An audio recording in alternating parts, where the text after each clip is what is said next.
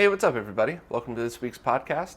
I got a ton of stuff to talk about, and I know it's a holiday weekend for us Americans, so I'm not sure if you'd want a longer or a shorter podcast, so I'm just going to spit it all out, and hopefully it all works out. So let's jump right in. First up, a company called Unit E is releasing a PC Classic box, and I got to admit, I saw this a week ago and thought for sure it was a joke. I thought it was exactly like when somebody photoshopped the CDI and had the same type of picture where, you know, they joked about the CDI Classic. I didn't realize somebody would actually put like basically a DOSBox software inside a Raspberry Pi and made a custom case for it. So I don't know how I feel about this. If anybody that uses any kind of PC at all can use DOSBox and you already have your keyboard and mouse, but who knows, maybe a dedicated box for this stuff would be cool. But I'm often wrong with stuff like this, so let me know in the comments, is there an actual use for this that would provide anything over using your PC? I think I'd seen somebody comment that this is a great way to have a dedicated PC hooked up to your computer, which totally fair, but wouldn't any Raspberry Pi take care of that? But I don't know. Interested to read the comments on this one. GreyRogue has submitted code to add Sega Game Gear support to the Master System core in the MiSTer platform, which is pretty awesome. These updates are hitting a couple times a week now, and I'm thrilled that we're getting all this support for all these different cores. There's a lot of MiSTer news this week, so I'm just going to try to tell it shortly so I don't over-explain one and then have to bring it up again in another segment. Here's a pretty big update for the MiSTer platform. The cycle-accurate Motorola 68000 CPU core was just released. This was mentioned a few weeks ago, and they were looking to port it over to the MiSTer platform, but this means that any console that uses the Motorola 68000 chip, which is quite a few of them, could now have a cycle-accurate version of that chip in the core. So right off the bat, accuracy and performance of all of the cores that use it could be updated with this and immediately get at least a small bump. So that's a pretty big deal. Notably, the Genesis, as well as the Jaguar, the Neo Geo, and the Saturn all have a 68000 in it. So, but there's quite a few more. A lot of the Atari platforms and other things. So definitely keep your eyes open for updated cores for all of those consoles that have better performance. The Wii and GameCube versions of the 240p test suite were just updated. I spoke to Artemio about this, and he said it was a few different things that were updated in the other versions that he just never got around to updating the Wii and GameCube versions. So now they're all up to date and should be about equal. Some of them have their own features that can only be accessed on some consoles and not others, but the main features are certainly all the same and uniform across all of them. And for anybody that might be new to the game, the 240p test suite is a set of tools that are just amazingly helpful to anybody that needs to do any kind of calibration or lag testing, or pretty much every set of software tools you could imagine for a console is built in.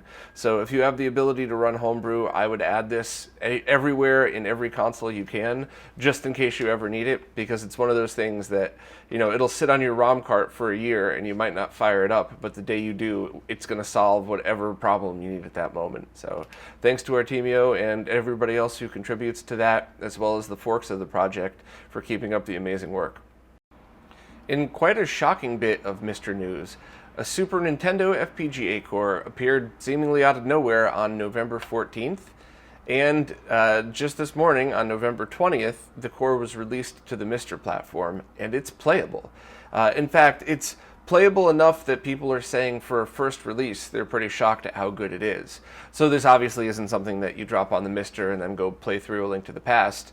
Or maybe you do, but expect some weirdness at first. But that's some pretty fast progress, and that's pretty incredible, especially when it, you go back to listening to the Kevtris story and hear how, the incredible effort that it took for the Super NT to be released.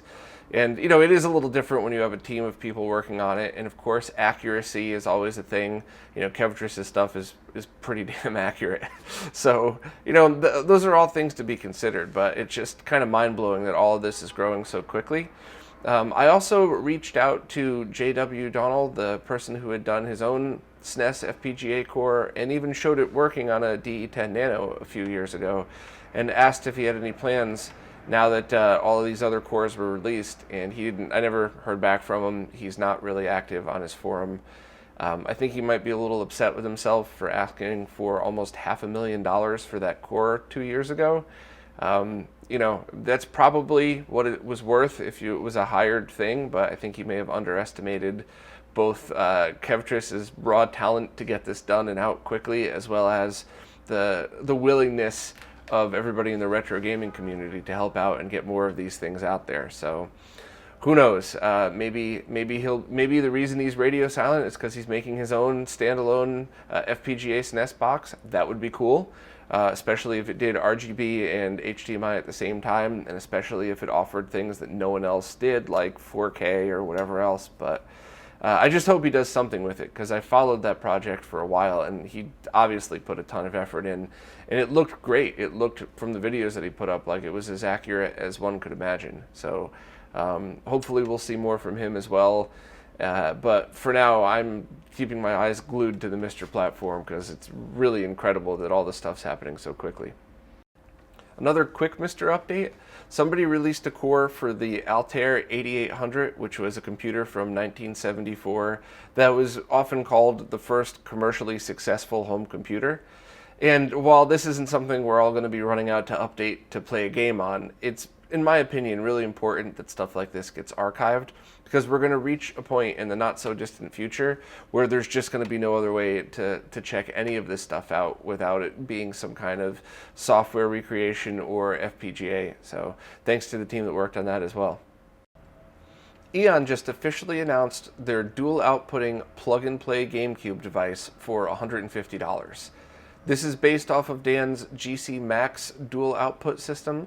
I believe that's the right name. Sorry, Dan, I always screw up the names of your products. But it essentially outputs HDMI via GC video, and it's probably going to be similar to their last version, just with the latest firmware on it.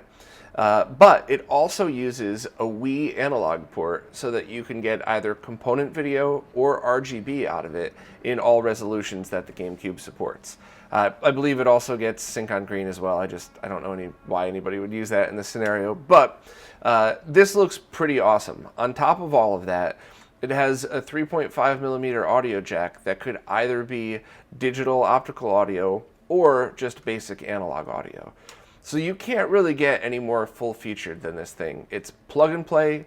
There's no configuration. You just put it in $150, and I think that's awesome. And I have a feeling that while I haven't tested it yet, I'm probably going to be using this as my go-to GameCube device, just because I like the thought of a plug and play. Now, with the internals, you could use the GameCube controller to bring up the menu. Obviously, anything that's plug and play is one more thing that could fall out, although this looks pretty sturdy, so I think I would only worry about that if I were running like a professional live stream that I couldn't have any errors. But overall, I love the thought of being able to take something and plug it into any GameCube and just have it work without any configuration. I do think it's probably the best choice for them that they discontinued their HDMI only version, because that was selling for the same price at $150, and essentially the Insurrection one is the same thing.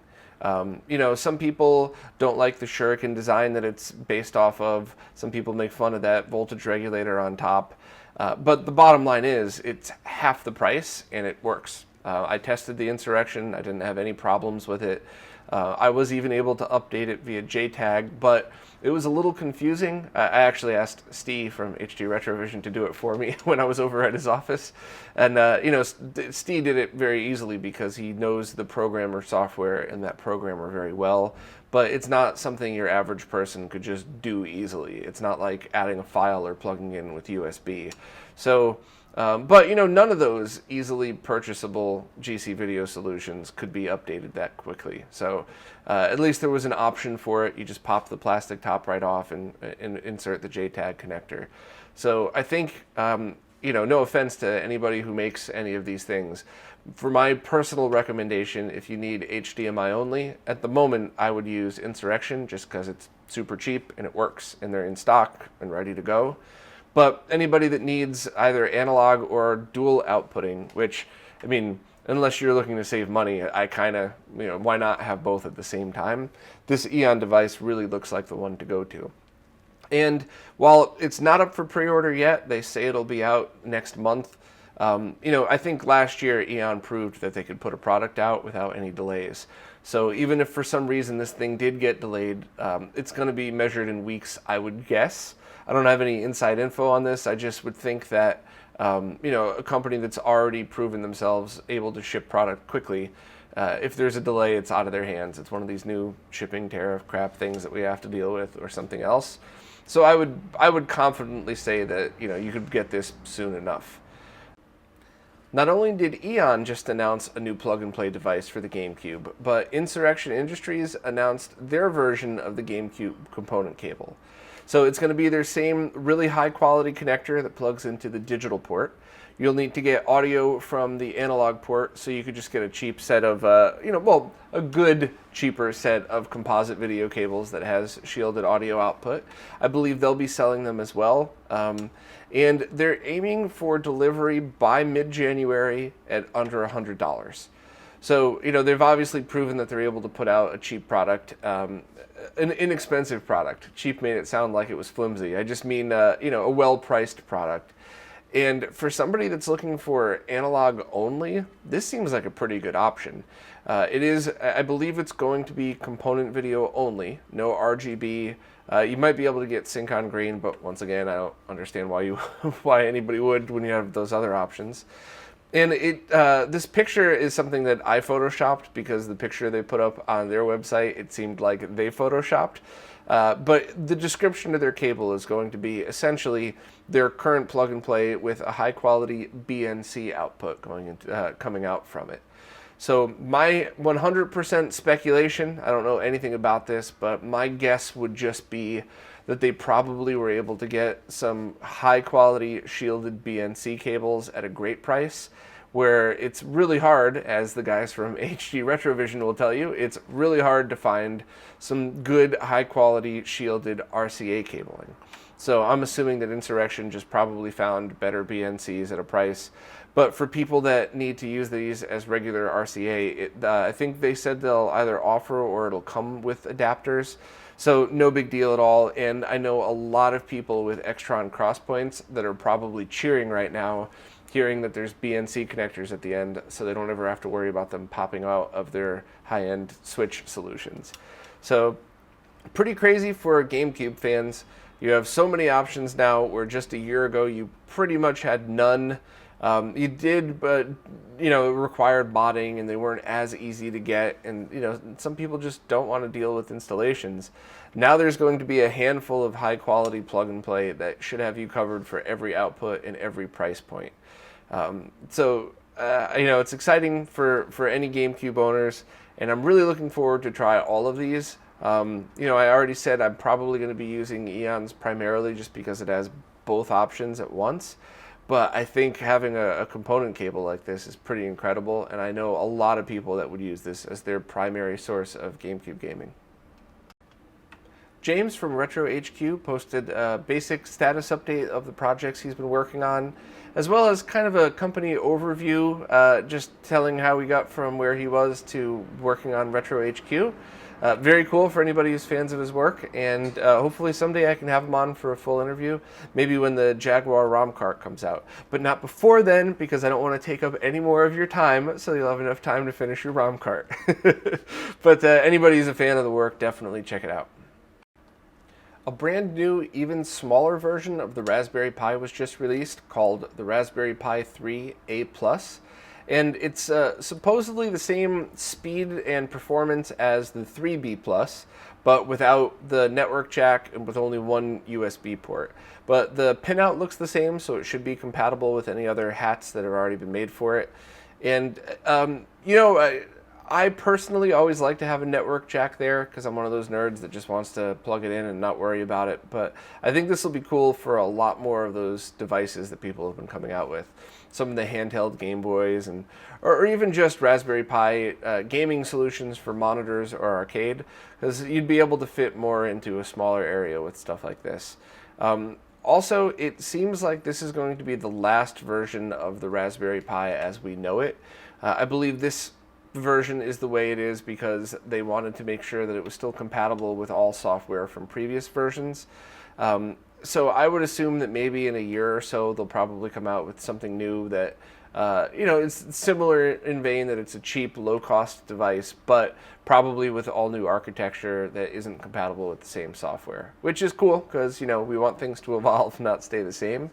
But anybody that wants one of these now, you can get it for $10 cheaper than the B+. I haven't personally tried it out yet, but hopefully I could stick it on my RetroTINK adapter and see how it works. The National Video Game Museum seems to have stumbled on a real Vectrex Mini. And for a long time, these were just thought to either have been only mock-ups that didn't work, or some people weren't even really sure if those were real. But they found one, and they were able to repair it and get it working, which is kind of neat. It's funny because it kind of looks a little bit like a network-attached storage drive, a NAS drive, but it is a fully functional vector monitor in a small little case like that, and it looks to run all of the same software as the other Vectrex. So kind of neat as a piece of history, and hopefully they'll put this on display, either working or not, in their museum. Genovi from Retro Impressions and Rob from Reddit's Retro Gaming subreddit just interviewed Trip Hawkins, the former CEO of Electronic Arts and the 3DO company. I'm only about halfway through the interview so far, but it's really cool to always hear those insider info on things, and especially now that it's so far in the past that I think a lot of people, when they talk about things that happened in the 90s, are a lot more likely to open up about some of the nuttier stuff just because, it's all done and in the past. But anybody that's interested in any of that history or just wants to hear a new interview with Trip Hawkins, definitely give it a listen.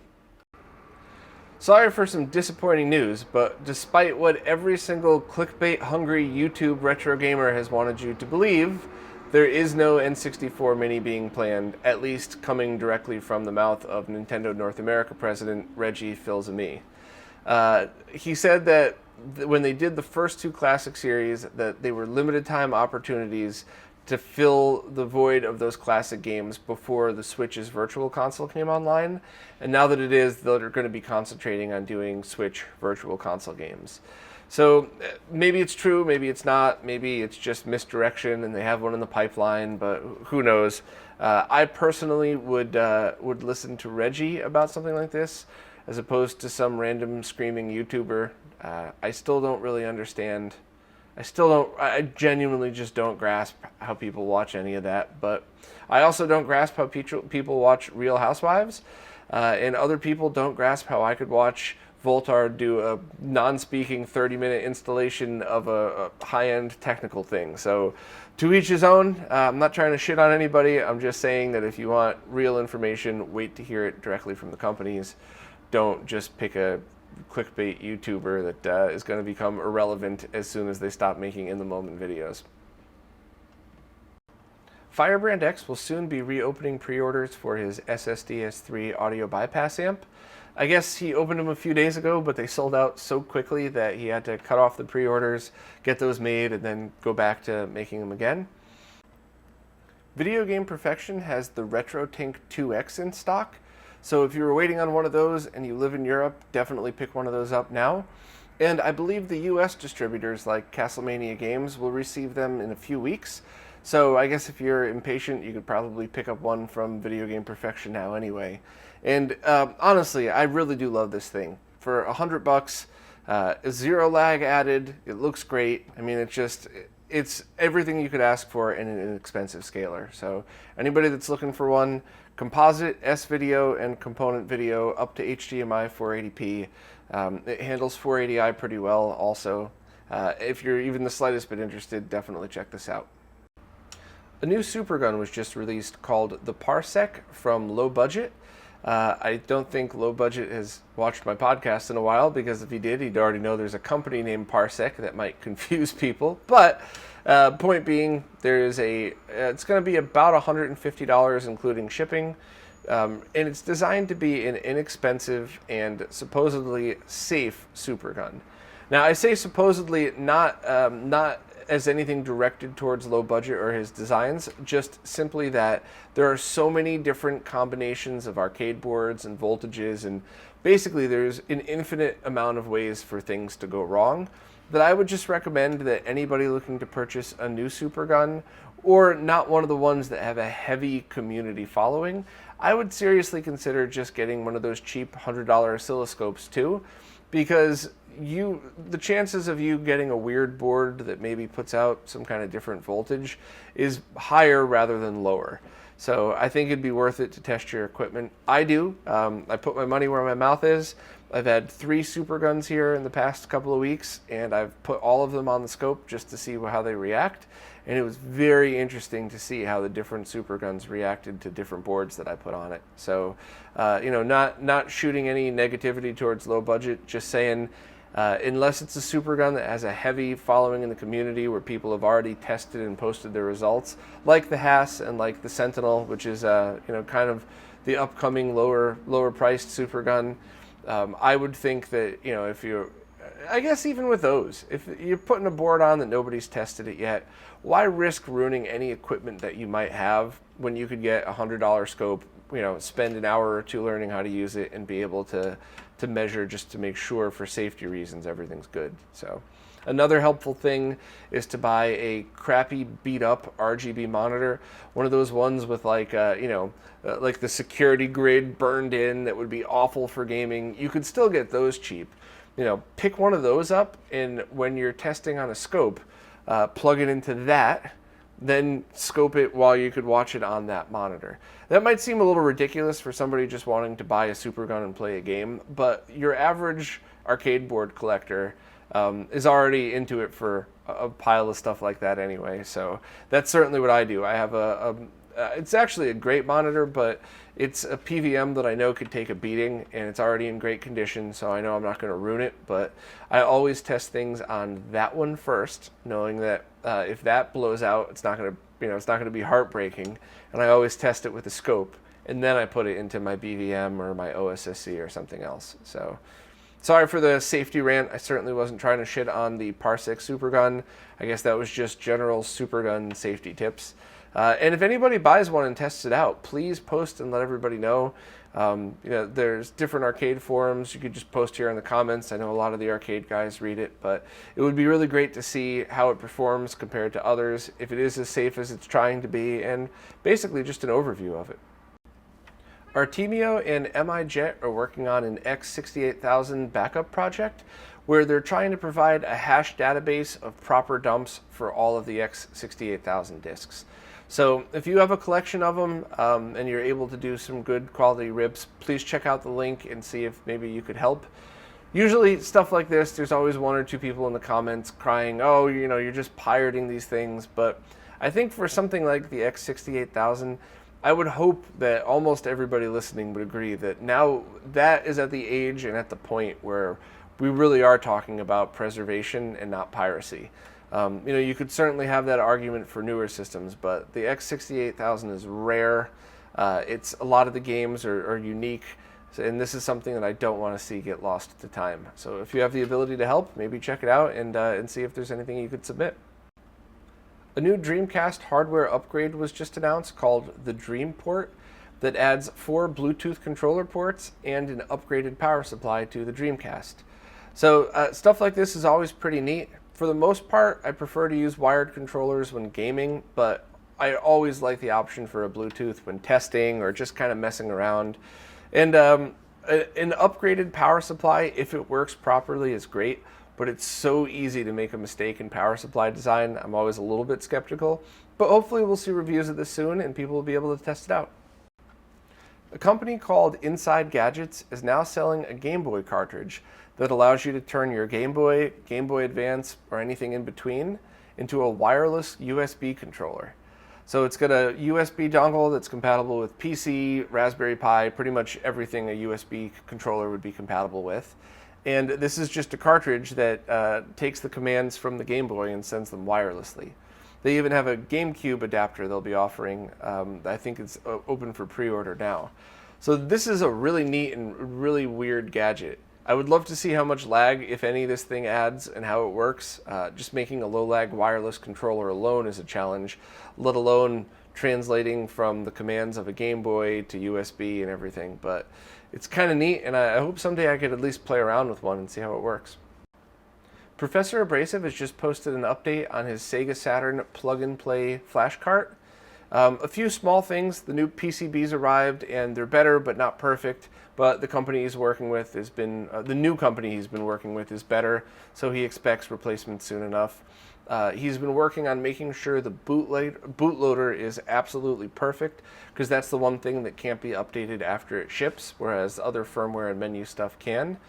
And kind of a big one, he said he's opening the source code of the menu up, and it'll be available on GitHub, as well as a customized emulator that allows you to test it, which I think is really awesome because, no offense to Professor Abrasive, he himself has talked about this, but a lot of developers do such a good job on the back end and don't really do as good of a job on the menus as most people would appreciate. So I think it's awesome that he's just opening this up for people to make their own menus. And that certainly was the case for the GDEMU. It was really cool that we got a GUI for that. And I hope this turns into some pretty cool menu additions. Same thing with the SD to SNES, and a whole bunch of carts have their own custom open source menus. So I thought that was pretty neat. And any of his Patreon subscribers could read the full update via the link in the post. James F. has just posted a guide on Shmups that shows how to calibrate one of those cheap SCART to YUV converters using an oscilloscope. And this is a great guide and something that Steve and I touched upon when I was out there visiting. When he visited me in New York, we did the video on how to use the scope and used RGBS as examples. When I was out in Chicago, we did another video on how to use the scope to test component video signals. And while we were there, we started a video that 100% my fault that it's not finished, but we started a video that compared RGB to component video converter boxes and then kind of showed why some were good and some were terrible. And funny enough, this one was one that performed fine if you tweaked it, but each one performed completely different from another. So you could have two off the same run of production and tune one perfectly with the scope, get all the values, replace the pots with resistors, verify that everything's fine, then put those same resistors in a different one, and it would act completely different. So while these things are inexpensive and have the potential to perform well, you absolutely need to adjust them, and the only way to really do it right is by using a scope. I've adjusted it by eye before, and it was all right, but not good. So if you have a scope, you already have one of these, and also you should probably get like a 9-volt power supply instead of the 12-volt that comes with it so it doesn't run so hot. But you could potentially have yourself a pretty decent SCART to component converter. And, you know, spoilers, the end of the video we found that while most of the RGB to component converters out there are not good, one or two were terrible, and the Shiny Bow one performed great across the board. It's expensive, it's over $100, but if anybody's looking for one of those right now, without any tweaking, get the Shiny Bow. If you have a scope and you don't mind some tweaking, this one, give it a try and see. And thanks to James F. for posting the guide up for everybody.